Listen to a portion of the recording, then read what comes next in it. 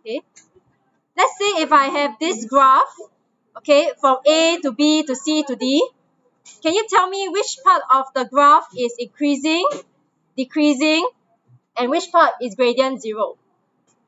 Increasing is A to B and C to D, right? How about decreasing? B to C. How's it going? Oh, going down. Okay, but the final question, which part is gradient 0? So do you know what gradient 0 looks like? It's just a straight line. So, right, where is gradient 0? Wait, at which part of the curve can I draw a straight horizontal line? Some of y'all say C. Yes. Is there another point? Okay. D. B for boy. Right? B for boy. Can I conclude A and D gradient 0? What if the curve looks like this? Then I can't conclude, right? It will keep going down and down and up and up. So it's only B and C is gradient 0. Okay, so this is just a recap. Now let's look at the question. Okay, this is actually a problem in real world context. Okay, it's an example of drug absorption.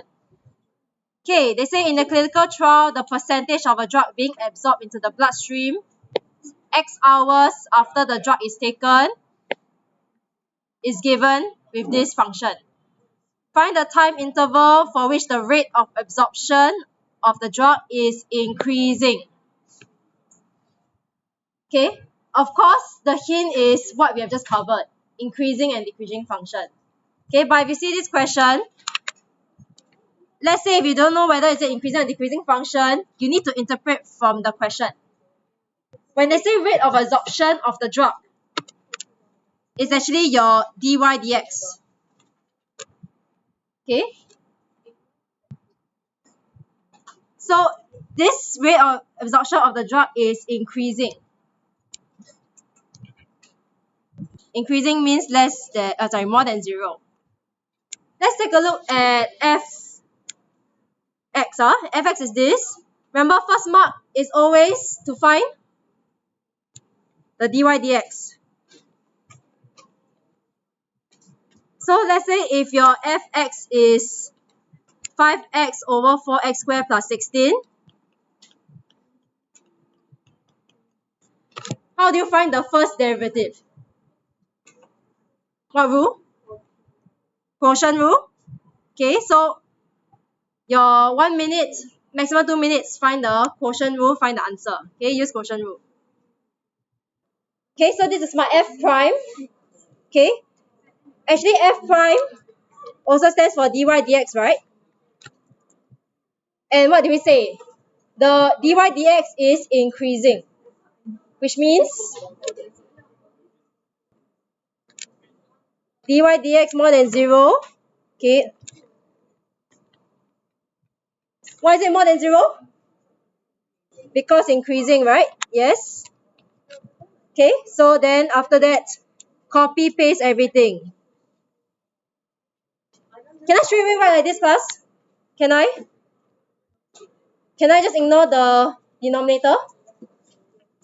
Can because let's say if I even have the denominator here.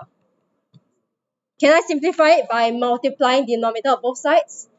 0 times anything give me 0. So it's good enough to write this. Okay.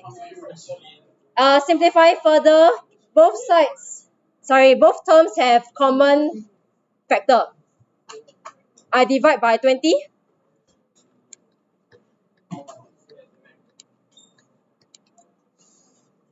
Okay, like this.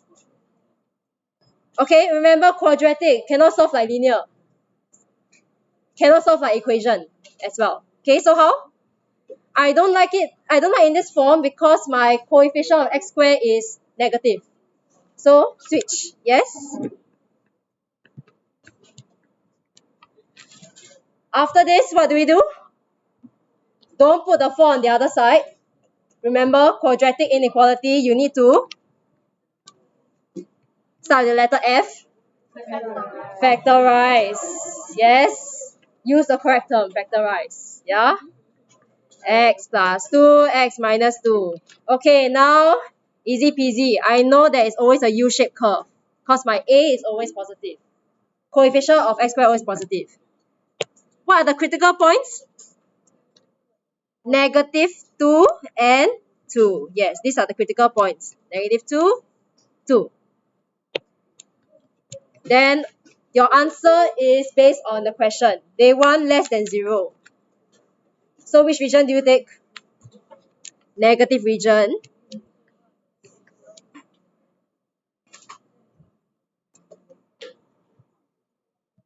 I know my answer is this, but does it make sense or not? For x to be negative. Because remember, x is ours. Can ours be negative?